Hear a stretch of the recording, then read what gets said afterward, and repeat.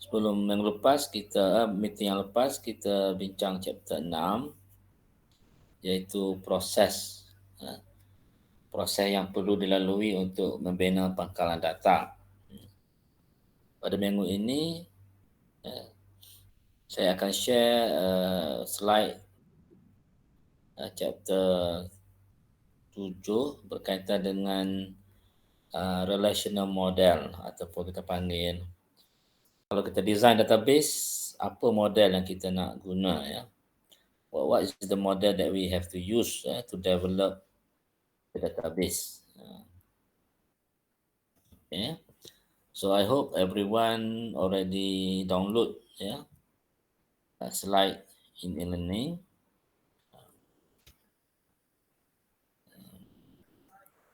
Okay. Not in e-learning, in Google Drive. Yeah. In Google Drive. Okay, so saya ambil kelas masa lebih kurang 40 minit sahaja malam ini. And then tomorrow no class. Yeah. So bagi you rehat lah, ya. Orang sedang bercuti, so bagi you rehat juga, ya. Okay. Is it okay, Tina? I do that way? Okey, doktor, lagi suka. Thank you, doktor. Yeah, thank you. Okay, thank you, Syuhada. Liana, no objection, Liana? Tiada bantahan? Doktor, dengar tak? Tak dengar lah. Doktor, dengar tak suara Tina? Okey, dengar. Doktor saya ke? Ada bantahan tak, Liana? Tak ada. Kalau Liana tak setuju, kita buat kelas lah. Alright, so okay, I will share here a slide for tonight. Just wait for a moment, ya. For a while.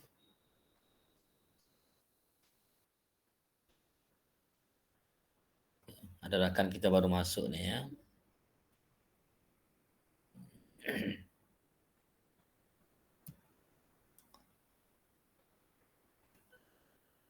Okay.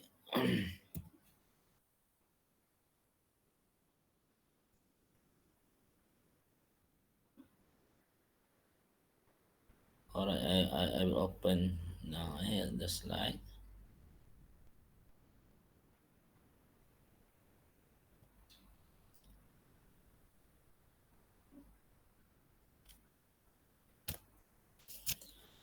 Okay, I hope everyone can see this slide. Boleh lihat slide ini. Ini slide yang ketujuh, ya. So kita ada dua lagi slide chapter atau mungkin satu lagi, ya. Kita akan bincang pada kelas yang terakhir nanti, ya. Next class merupakan kelas terakhir kita untuk semester ini. Okay, so this slide, chapter 7, database marketing design process. Bila kita nak design, ya, kalau kita design house, kita akan guna diagram dia, ya, untuk nak design house tu. Kita mungkin guna 3D, apa kita panggil, ya, design studio lah, macam-macam design software yang kita ada, ya. So tapi untuk yang ini, kalau database, kita kena faham dulu, ya, relational model. Okay, di relational model ini dipanggil relational model. Model hubungan. Hubungan itu, relation itu hubungan. Hubungan itu apa sebenarnya? Hubungan itu merupakan jadual. Ya. So kalau kita lihat next slide ini, kita akan learning objective, kita akan explore ataupun kita akan tahu terminologi ataupun istilah yang kita akan guna untuk relational model ini. Kemudian kita akan guna table, how table ataupun relational itu digunakan untuk represent data. Dan kita akan lihat properties of database relation. Nanti kita akan lihat pada slide yang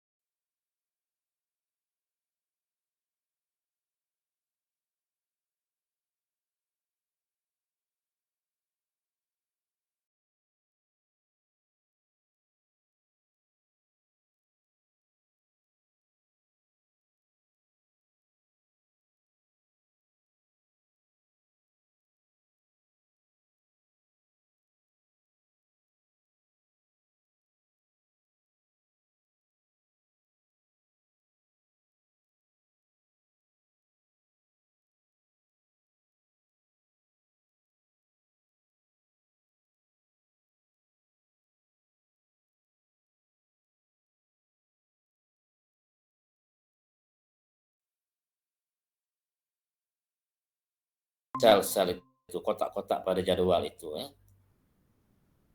Okey. Kemudian kalau awak lihat seterusnya, dalam jadual ni dia ada istilah-istilah dia ya. Selalunya kita faham sebab kita kena buat biasa kolom, row, bilangan baris, bilangan row, bilangan kolom. So, tapi dalam database dia guna istilah lain, contohnya tuple. Tuple merupakan row dalam jadual. Degree pula ialah attribute dalam jadual tu kolom dalam jadual. Cardinality number of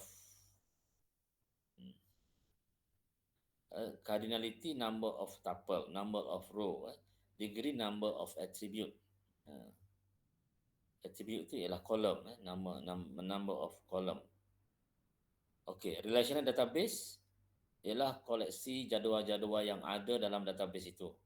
Contohnya kalau kita buat sistem maklumat pelajar, jadual yang ada pelajar, subjek, bilik kuliah contohnya ya.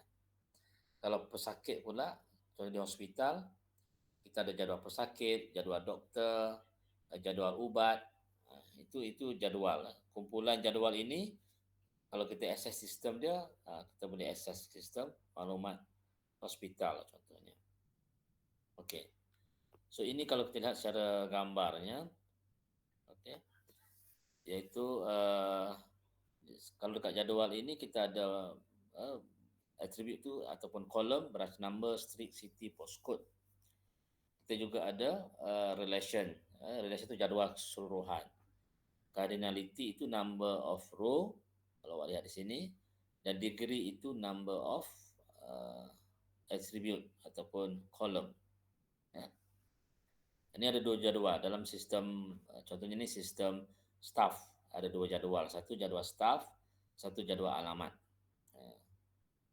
Okay, kalau awak lihat tujuan database dia nak mengurangkan masalah data duplication ataupun pertindihan data.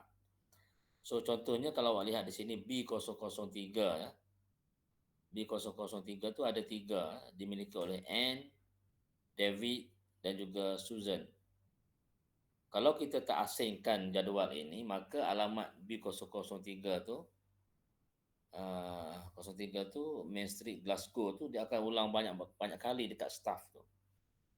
Kita kena ulang sepenuhnya kalau kita tak asingkan. Jadi kita asingkan dua jadual, satu jadual branch, satu jadual staff. So maknanya staff yang berada di branch yang sama banyak kali, kita tulis sekali je, kita tulis branch code saja di jadual staff. Nanti kita buat program lah untuk nak hubungkan dia. So dapatlah jimat, instead of type semua alamat, kita tarik je branch number itu kita letak dalam staff. Begitu ya. Begitulah susunan jadual. Kita optimumkan dari segi data dia. Okey, kemudian database relation schema. Kita ada kita panggil relation schema. Iaitu kita ringkaskan jadual. Nama jadual kita letak bracket. Kolom 1, kolom 2, kolom 3. Itu kita panggil relation schema. Apa gunanya? Kita gunanya mungkin kita nak summary-kan jadual. Tak payahlah kita lukis. Katakan dalam sistem kita tu ada 10 jadual. Mungkin tak payahlah kita lukis 10 jadual, kita buat skema dia saja. Nama jadual, bracket.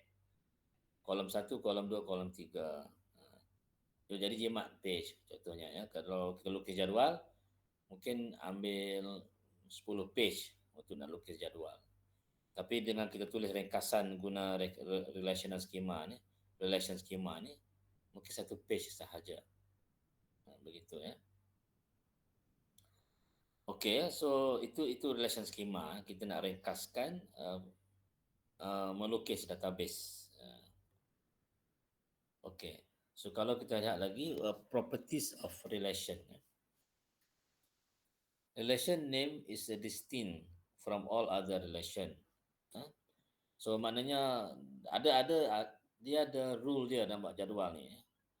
Properties ni macam rule dia lah. apa peraturan-peraturan kalau kita nak buat database jadual dalam bentuk jadual, relation database ni. Nama jadual, kalau kita ada 10 jadual, nama jadual must be unique and distinct from all other relation. Itu masuk yang pertama. Yang kedua, setiap sel mesti ada satu nilai data. Tak boleh nak katakan untuk row baris 1 nama dia untuk Liana.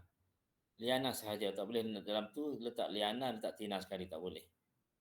Must be, walaupun ada 2 perkataan tapi itu belongs to Liana, itu belong to Haziq contohnya ya. Tak boleh ada 2 nama, satu baris 2 nama, tak boleh ya. 2 nama yang orang berbeza. Satu sel untuk satu data. Kemudian each attribute has a distinct name. Kolom, setiap kolom tu ada nama berbeza-beza. Tak boleh letak nama 1, nama 2, nama 3. Patutnya nama, nombor KP, date of birth, address, itu maksudnya. Nama kolom itu mesti berbeza-beza sesuai dengan data pada kolom itu. Kalau nama pelajar, maka nama lah kita letak name, student name, nama attribute itu, nama kolom itu. Kalau alamat, kita letak alamat. Boleh kita letak PQR, tak ada orang marah pun. Letak now address, kita letak header dia PQR. Tapi tak meaningful lah. Kalau kita, mungkin hari ni kita ingat. Lepas 2 minggu kita buka, kita sendiri tak ingat. Oh, apa PQR ni ya? Sebelum ni letak macam ingat. Tiba-tiba buka 2 minggu lepas tu, kita tak ingat apa maksud PQR. So eloknya nama kolom itu kita letak meaningful name. Kalau alamat kita letak alamat.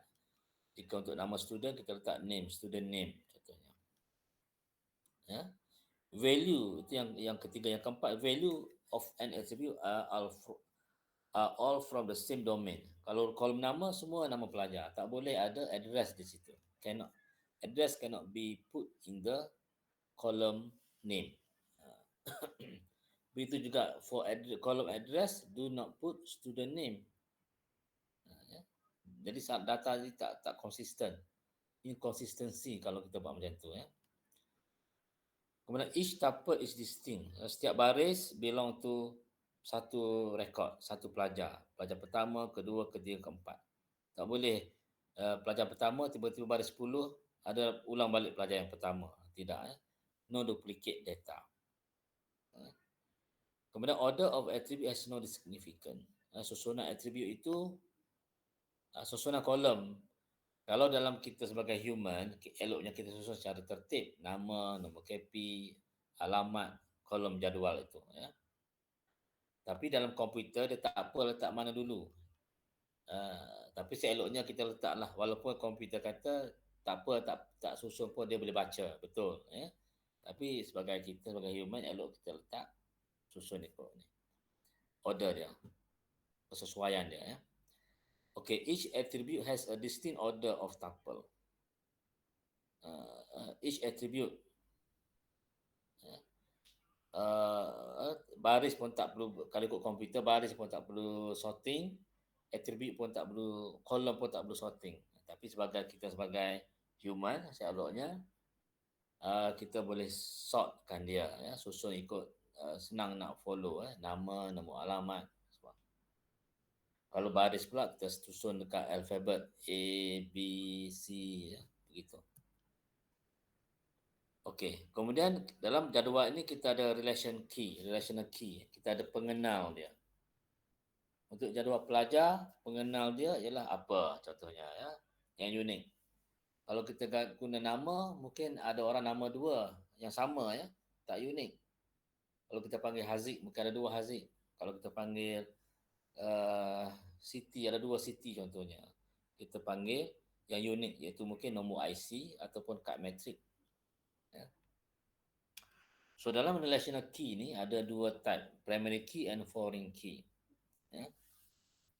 Primary key and foreign key. So dalam apa masuk foreign key dengan primary key tu ya, kalau kita lihat di sini. Kalau dalam jadual pelajar contoh ataupun dalam jadual branch tadi ya, Attribute itu kita boleh jadikan sebagai kekunci, candidate key kita panggil, calon-calon untuk menjadi primary key.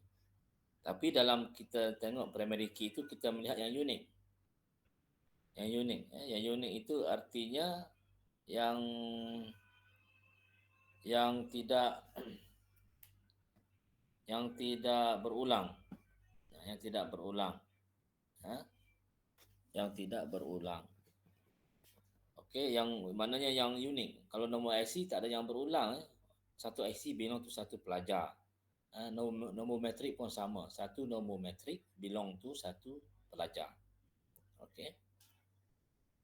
Okey, kemudian foreign key. Foreign key ni pula kita bawa nak menghubungkan dua jadual. Jadual staff dengan jadual jadual branch. Untuk nak hubungkan tu kita bawa branch number tu, primary key dekat branch tu branch number. Branch number tu kita bawa masuk dalam jadual staff supaya kita boleh hubungkan dua tu. Okey. Itu foreign key. Contohnya pelajar, kita letak pelajar, subjek kita ada subjek. So, kemudian kita ada jadual pelajar daftar subjek. Pelajar dengan subjek ini bertemu dekat pendaftaran. Pendaftaran setiap semester ya. Sebab tu setiap semester awak daftar subjek yang berbeza. So maknanya dekat satu table kita ada satu table pelajar, satu table subjek, kita ada satu table student daftar subjek. Student daftar subjek. Okey, so student daftar subjek itu kita bawa primary key daripada student, kita bawa primary key daripada subjek, kod subjek itu kita bawa masuk dalam student daftar subjek. Okey, itu contohnya. Kita lihat di sini contoh mudah yang dia bagi di sini ya. Okey, branch dengan staff. Okey, sebab kita nak elakkan daripada tulis alamat orang yang sama tinggal di branch yang sama, bekerja di branch yang sama berulang kali, kita asingkan jadual itu. Satu staff, satu branch. So jadi dekat jadual staff tu kita bawa primary key daripada branch number itu masuk dalam staff jadi foreign key yang menghubungkan supaya staff tu kita boleh tahu, oh staff John ni bekerja di mana, branch di mana. Kita rujuk dekat B005. B005 tu John tu ialah apa? Oh rupanya dekat London. Kalau kita tengok last record record yang kedua N ni kerja di mana? Oh B003. B003 ni kat mana pula? Kita refer pada branch. Oh B003 itu di Glasgow. Itu ya. Itu kita cara nak hubungkan jadual. Okey, so itu subjek chapter ini cuba nak huraikan maksud jadual, relation, ada degree, ada tuple, ada attribute, ada relational schema. Dan juga ada candidate key, primary key dan foreign key.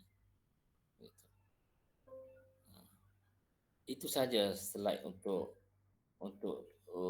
yang ini ya. Harap semua boleh faham atau saya tak susah sebenarnya ya. Sebab dia cuma menceritakan tentang satu jadual. Sifat-sifat jadual itu. Dalam jadual itu ada baris, ada kolom, ya, ada degree, ada cardinality. Ya.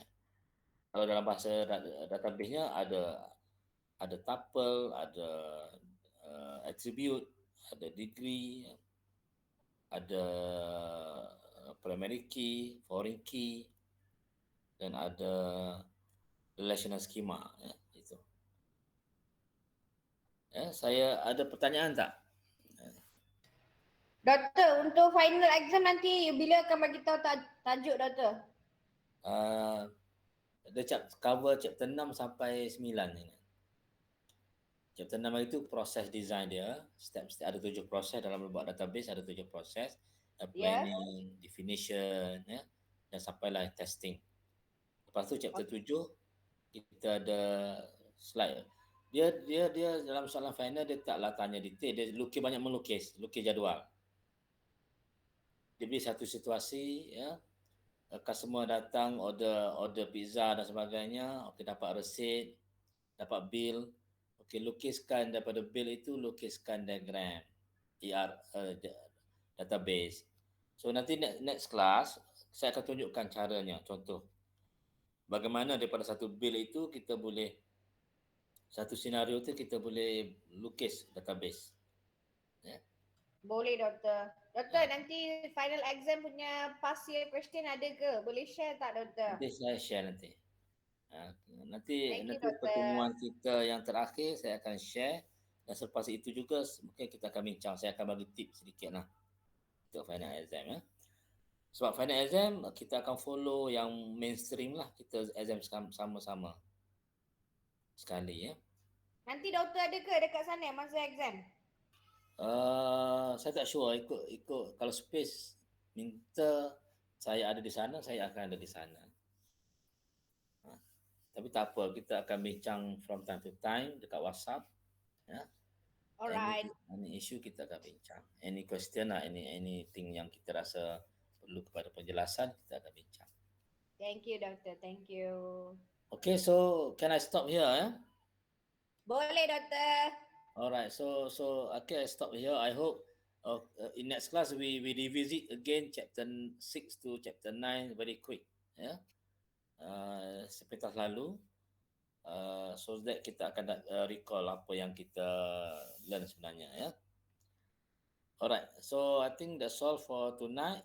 Thank you very much everyone. So see you again next class. Thank you Doktor. Thank you very much. Thank you, See Doktor. you. Bye bye. Thank you, Doktor. Thank you, Assalamualaikum. Doktor. Terima kasih, Doktor. Happy New Year. Thank you, Doktor. Next meeting we already in January. Happy New Year. Yeah, Happy New Year.